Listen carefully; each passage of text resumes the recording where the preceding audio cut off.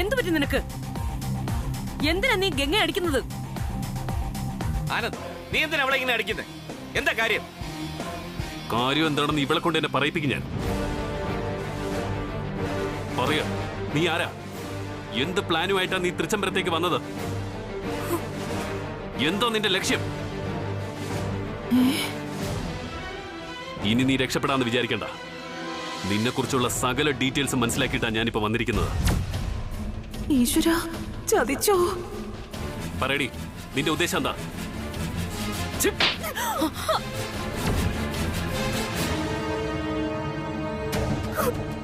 എന്താ ആന്റി ഇത്? ആന്റി ഇതെല്ലാം കണ്ട് ആസ്വദിച്ച് നിൽക്കണോ? ഞാനെന്താ ചോദിക്കുന്നതെന്ന് പോലും എനിക്ക് മനസ്സിലാവുന്നില്ല. ഇനിയും നിന്റെ അഭിനയൊന്നും ഇങ്ങോട്ടേക്ക് എടുത്തേക്കരുത്. മര്യാദയ്ക്ക് സത്യം പറയടി. ആനന്ദ്, നിർത്താൻ. സോറി അമ്മേ, എന്റെ ചോദ്യങ്ങൾക്കുള്ള ഉത്തരം ഇവളെ കൊണ്ട് ഞാൻ പറയിപ്പിക്കും. പറയടി, നിന്റെ ഉദ്ദേശം എന്താണെന്ന്? ആരെ ഉന്നം വെച്ചാ നീ തൃച്ചംബരത്തേക്ക് വന്ന് കയറിയത്? എന്നെയോ? ഈ അമ്മയോ? അതോ അച്ഛനെയോ? അതോ അല്ലെങ്കിൽ തൃച്ചംബരത്തിന്റെ സർവനാശമാണ് നിന്റെ ഉദ്ദേശം? നീ പറയില്ലല്ലേ?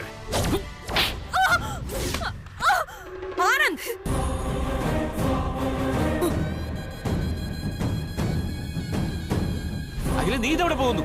നിൽക്ക്. ആനന്ദ്, എന്താ ഇതൊക്കെ? നിനക്ക് എന്താ പറ്റിയത്? അച്ഛാ please.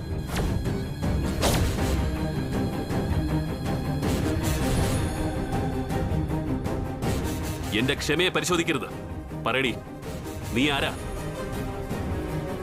Who the hell are you?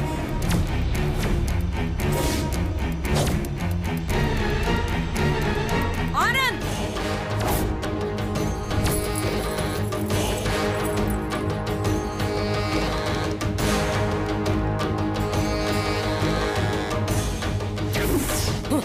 നിർത്ത്. അമ്മ,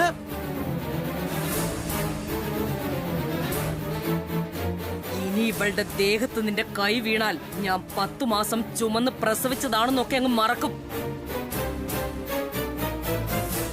നീ കാണിക്കുന്നതൊക്കെ എന്തിനാണെന്ന് എനിക്കറിയാം.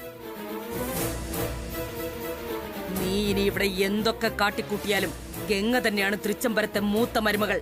അത് നീ അംഗീകരിച്ചേ പറ്റൂ. അമ്മേ, ഇവള് Shut up! ഇപ്പൊ നീ ഇവളോട് കാണിക്കുന്നത് എന്റെ തീരുമാനത്തോടുള്ള എതിർപ്പാണെന്ന് എനിക്ക് നന്നായിട്ടറിയാം. എന്നാ അമ്മയ്ക്ക് തെറ്റി. ഇവള് നല്ല ഉദ്ദേശത്തോടെ അല്ല തൃച്ചംബരത്തേക്ക് കയറി പറ്റിയത്.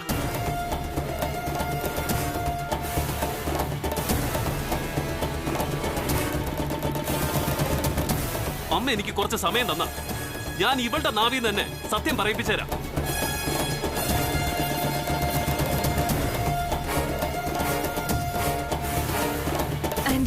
ആന്റി പറഞ്ഞതാ സത്യം.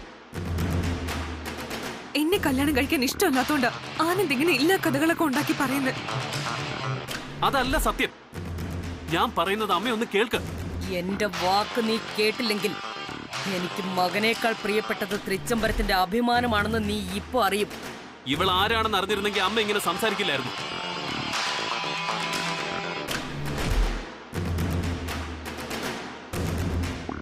ഇവൾ അച്ഛനെ കൊല്ലാൻ വന്നവളാ.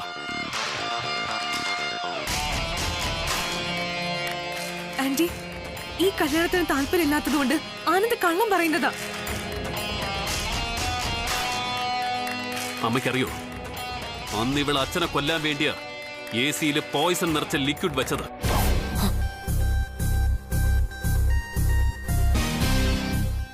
ഇവൾ 1-ാം നമ്പർ ഫ്രോഡാ.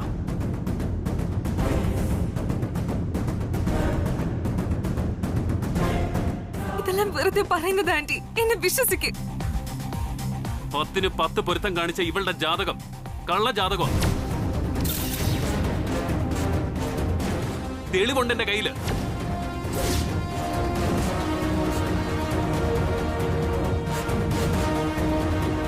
ഇത് ഞാൻ ഗംഗയുടെ മുറിയിൽ നിർത്ത ഇവളുടെ ജാതകം.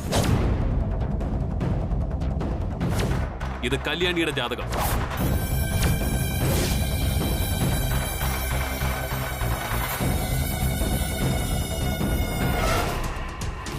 ഇത് നന്നായി നോക്കിയാൽ മനസ്സിലാവും. കല്യാണിയുടെ ജാതകം ചെറിയ മാറ്റം വരുത്തിയതാ ഗംഗയുടെ ജാതകം ഒന്ന്. അയ്യോ, എന്റെ ഒരു സുഹൃത്ത് മുംബൈയിൽ പ്രൈവറ്റ് ഡിറ്റക്റ്റീവ് ഏജൻസി നടത്തുന്നുണ്ട്. അവനിലൂടെയാ ഞാൻ ഈ ജാതക കഥ മനസ്സിലാക്കിയത്.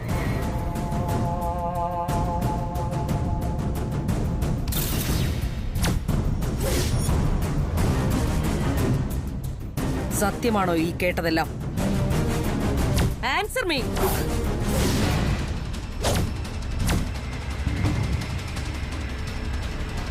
എന്തുദ്ദേശത്തിലാ നീ തൃച്ചംബരത്തേക്ക് വന്നത്? പറയൂ, പറയാൻ.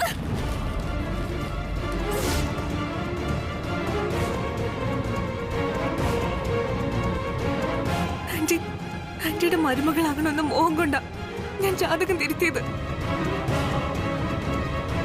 അല്ലാതെ മറ്റൊരു ഉദ്ദേശമില്ല എനിക്ക്. പ്ലീസ് ആന്റി, എന്നെ വിശ്വസിക്ക്. കൊള്ളാം.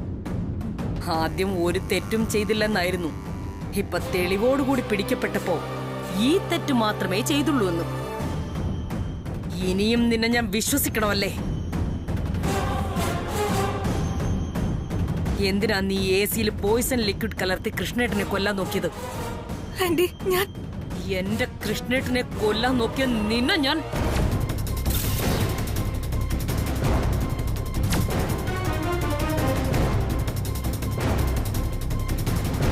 ഈ ലോകത്താഖലയുടെ ഏറ്റവും വലിയ സമ്പത്താ കൃഷ്ണേട്ടൻ. ആ കൃഷ്ണേട്ടന്റെ മരണം ആഗ്രഹിച്ച നീ ഇനി വേണ്ട.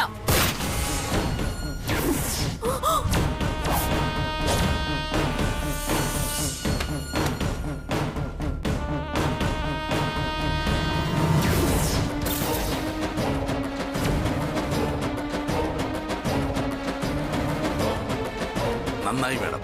ശിവരാമ സാറിനെ കൊല്ലാൻ നോക്കിയവൾക്ക് ഇത് തന്നെയാണ് ഉചിതമായ ശിക്ഷ. പക്ഷേ ഈ പാപിയെ കൊന്ന കുറ്റത്തിന് മാഡം ജയിലിൽ പോകാൻ പാടില്ല. ഞാൻ ജീവിച്ചിരിക്കുമ്പോ അനുവദിക്കില്ലത്. മാഡം, ആ തോക്കിങ് തന്നേക്ക്. കുറ്റമേറ്റ് ദാസു പോവും ജയിലിലേക്ക്. തൃച്ചംബരം തറവാടിന്റെ അന്തസ്സിനും പ്രൗഢിക്കും ഒരു കോട്ടവും സംഭവിക്കാൻ സമ്മതിക്കില്ലേ?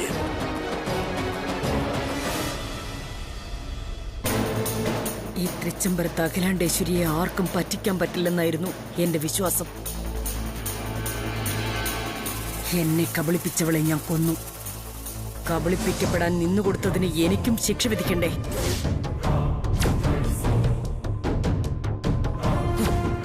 അഖില വേണ്ട.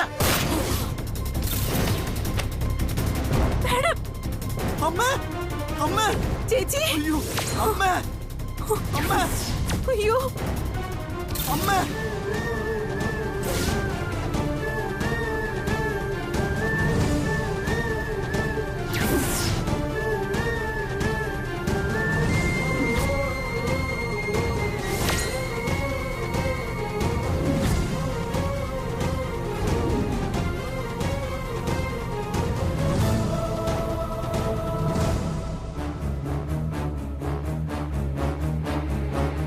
ഈ കല്യാണി, നീ എന്താ ആലോചിക്കുന്നത്? കുറച്ചു നേരമല്ലോ തുടങ്ങിയിട്ട്. അത് അല്ല, ഞാൻ ഗംഗയെ കുറിച്ച് ആലോചിച്ചതാ.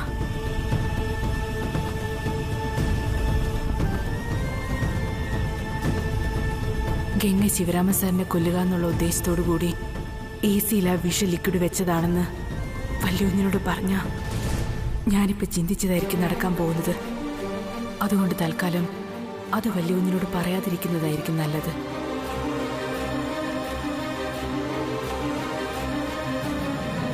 കല്യാണി, നീ വിഷമിക്കണ്ട. ഗംഗയുടെ പ്ലാനിങ് എന്തായാലും അത് നടത്താൻ ഞാൻ അനുവദിക്കില്ല. നീ വാ, ഒരുപാട് വൈകി.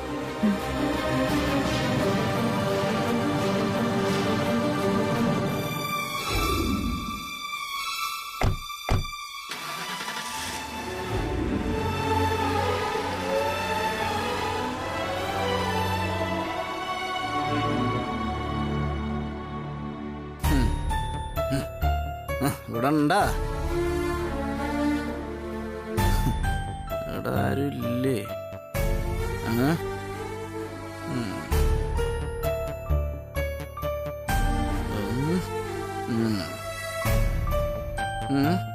അപ്പുറത്തൊന്ന് ഫോൺ ചെയ്യണ്ടാവും ബ്രോ.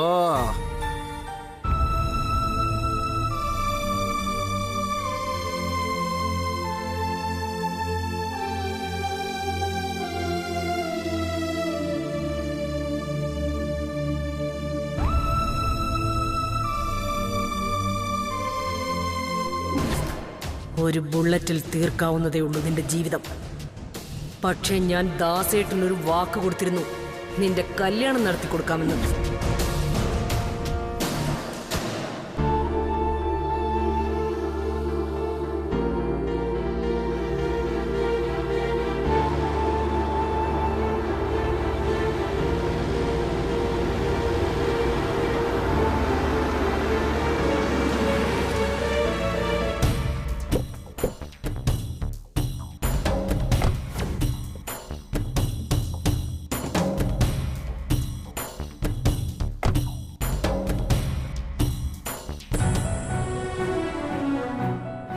പറഞ്ഞതൊക്കെ ഓർമ്മയുണ്ടല്ലോ കല്യാണി. സമാധാനായിട്ട് പോ. ചെല്ല.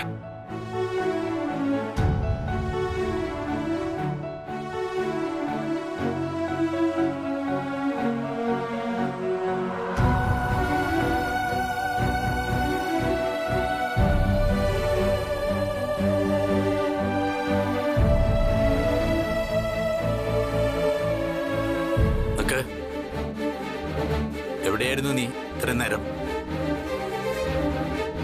വെല്ലുകുഞ്ഞിന്റെ കൂടെയാണോ നീ പോയെ? എന്താടി നിന്റെ നാവറങ്ങിപ്പോയോ?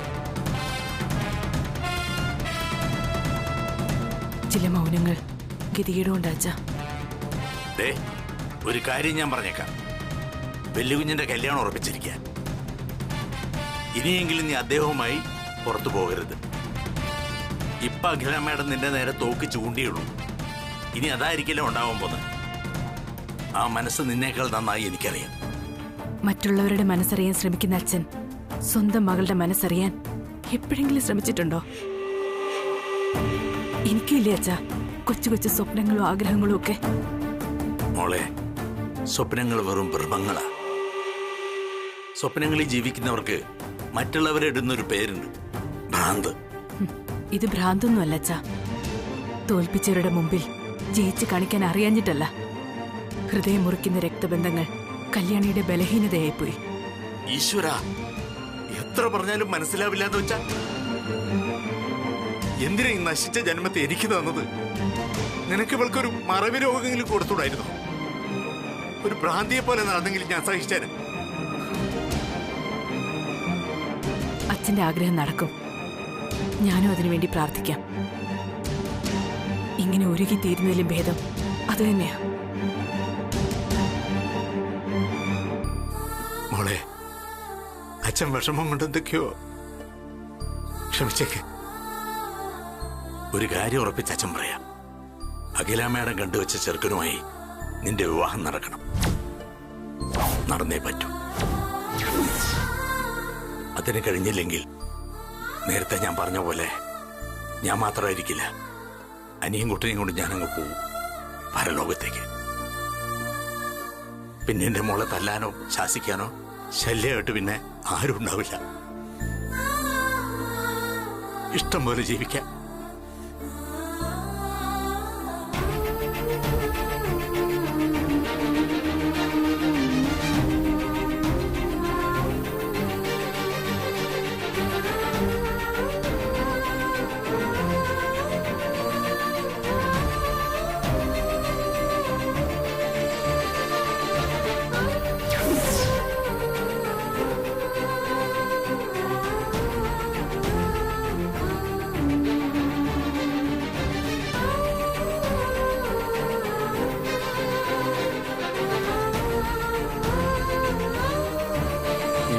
ബ്രോയും കല്യാണി ഒളിച്ചോടിയ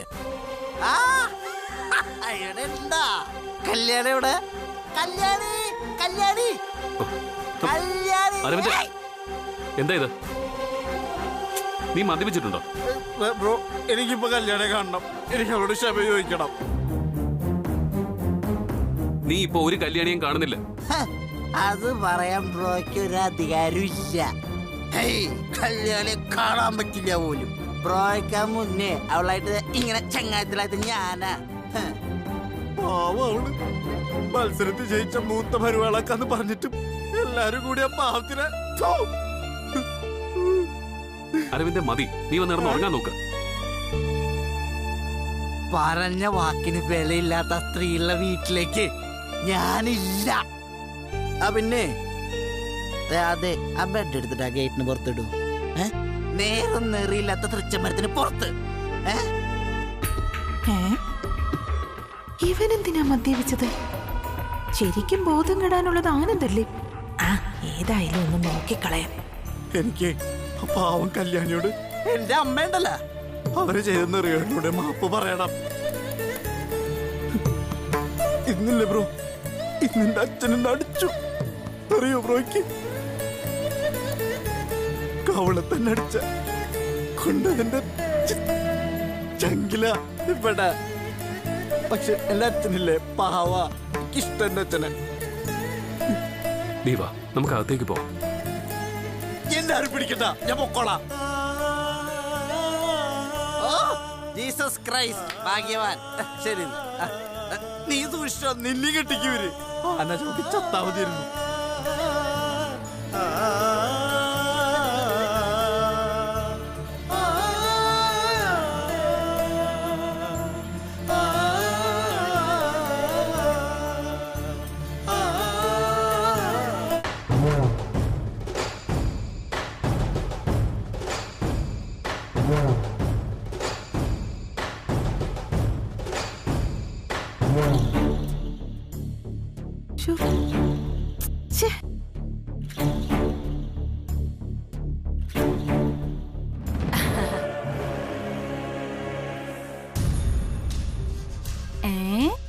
ആന്റിക്ക് ഇതെന്ത് പറ്റി? ഭയങ്കര സന്തോഷത്തിലാണല്ലോ. എന്താ ആന്റി, വല്ല ലോട്ടറി അടിച്ചോ? ഓ, സഹദേവൻ ഞങ്ങള് വരുന്നോ? ഇതൊന്നും അല്ല. പിന്നെ എടി, നീ അറിഞ്ഞില്ലേ? അഖിലേച്ചി ശിവരാമേട്ടനുമായി അമ്പലത്തിൽ പോയിരിക്കാ. അതിനെന്താ, അത് സാധാരണ നടന്നുകൊണ്ടിരിക്കുന്ന കാര്യമല്ലേ. ഇതിനാണോ ഇത്ര വലിയ സന്തോഷം? കഷ്ടം തന്നെ. എടി, സാധാരണ ഒരാള് അമ്പലത്തിൽ പോകുന്നതേ എപ്പോഴാ? രാവിലെ വൈകിട്ടും. അയ്യോ എടി, അതല്ല. മനുഷ്യന്റെ മനസമാധാനം പോയെന്ന് തോന്നുമ്പോഴാ അമ്പലത്തിൽ പോകുന്നത്. ഡാൻസ് മത്സരം കഴിഞ്ഞതോടെ അഖിലയുടെ മനസമാധാനം പാടെ പോയി. ഇപ്പൊ ദൈവങ്ങളെ കണ്ട് സമാധാനവും വാങ്ങി ഒരു വരവ് വരും. വന്ന് കേറുമ്പോ ഞാൻ കുറെ കനല് വാരി ആ നെഞ്ചിലേക്ക് ഇട്ടുകൊടുക്കും. നീറി പുകയട്ടെ. ഇന്നലെ രാത്രി പെട്ടെന്ന് കെടാത്ത കുറച്ച് കനലുകൾ കിട്ടി. സത്യം പറയാലോ ആന്റി, എനിക്കൊന്നും മനസ്സിലായില്ല. എന്നാ കേട്ടോ.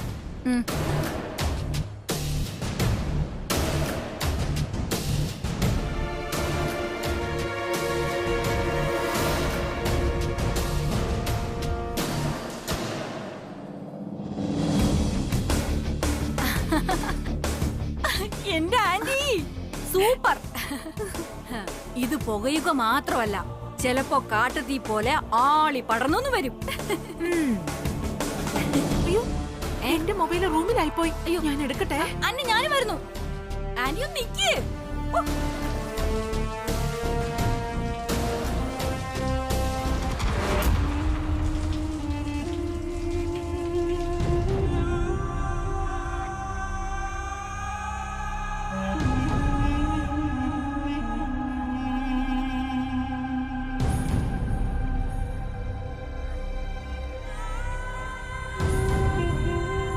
ഇന്നലെ നീ കാണിച്ചു കൂട്ടിയത് വല്ലതും ഓർമ്മയുണ്ടോ നിനക്ക്? എല്ലാം ഒന്ന് റീവൈൻഡ് ചെയ്ത് നോക്ക്. റിവൈൻഡ് ചെയ്ത് നോക്കുമ്പോ ആ ഡാൻസ് മത്സരം കൂടി നോക്കണം. എന്താ പറ്റുമോ ബ്രോ? ആണായ പറഞ്ഞ വാക്കിന് വില വേണം. മത്സരത്തിന് സമ്മാനം പ്രഖ്യാപിച്ച ആ സമ്മാനം വിജയ്ക്ക് കൊടുത്തിരിക്കണം. അല്ലെങ്കിൽ പ്രഖ്യാപിക്കാൻ പോവരുതായിരുന്നു. അവിടെ ഗംഗ ജയിച്ചിരുന്നെങ്കിലോ? ഇതായിരിക്കും അമ്മയുടെ ആറ്റിറ്റ്യൂഡ്. ആ മത്സരവേദിയിൽ കാണികളുടെ മുമ്പിൽ വെച്ച് മോതിരമാറ്റം വരെ നടത്തുമായിരുന്നു. തെറ്റമ്പരത്ത് അഖിലാണ്ടേശ്വരി. ബ്രോ, പിന്നെ വേറെ ചില കോന്തന്മാരുണ്ട്, പ്രണയിക്കാൻ ഇറങ്ങിത്തിരിക്കും. വീരസാഹസിക പ്രണയഭാവുകങ്ങളെല്ലാം നടിക്കും. എന്തെങ്കിലും പ്രശ്നങ്ങളോ എതിർപ്പുകളോ വരുമ്പോ അച്ഛൻ അമ്മ എന്നിങ്ങനെ മറ്റുള്ളവരെ പഴിചാരി പിന്തിരിഞ്ഞോടും. എന്നിട്ട് ആ പെണ്ണോ ഇവനെയൊക്കെ കാത്തിരുന്ന് ഉരുകി ഉരുകി ഉരുകിച്ചാവും. അങ്ങനെയുള്ളവരോടൊക്കെ എനിക്ക് അറപ്പാണ് ബ്രോ, അറപ്പ്. പ്രണയൊക്കെ ആണിന് പറഞ്ഞിട്ടുള്ളതാ. അരവിന്ദ്, നീ എന്നെയാണ് ഉദ്ദേശിക്കുന്നതെങ്കിൽ കാര്യം അറിയാതെയാ പഴിക്കുന്നത്. കല്യാണിയെ ഞാൻ നിർത്തു ബ്രോ. ബ്രോയുടെ ഒരു ന്യായം എനിക്ക് കേൾക്കണ്ട. എനിക്ക് ഓഫീസിൽ പോകാനുള്ളതാ. ദയവ് ഇത് ബ്രോ ഇന്ന് പുറത്തേക്ക് ഇറങ്ങി പോയിത്താ. ഇനി ഒരു പ്രാവശ്യം പോലും കല്യാണി എന്നുള്ള പേര് ഉച്ചരിക്കാൻ അർഹതയില്ല ബ്രോയ്ക്ക്. അരവിന്ദ്, ഞാൻ പറയുന്നത് ബ്രോ പ്ലീസ്, ഇനി കൂടുതലൊന്നും എനിക്ക് കേൾക്കണ്ട. കേട്ടാ എനിക്ക് ഭ്രാന്ത് പിടിക്കും. അതുകൊണ്ട് ഞാൻ ബ്രോയോട് അപേക്ഷിക്കുക, എന്നൊരു ഭ്രാന്തനാക്കരുത്. ബ്രോ ഇന്ന് ഇറങ്ങിപ്പോ, ഇറങ്ങിപ്പോ ബ്രോ.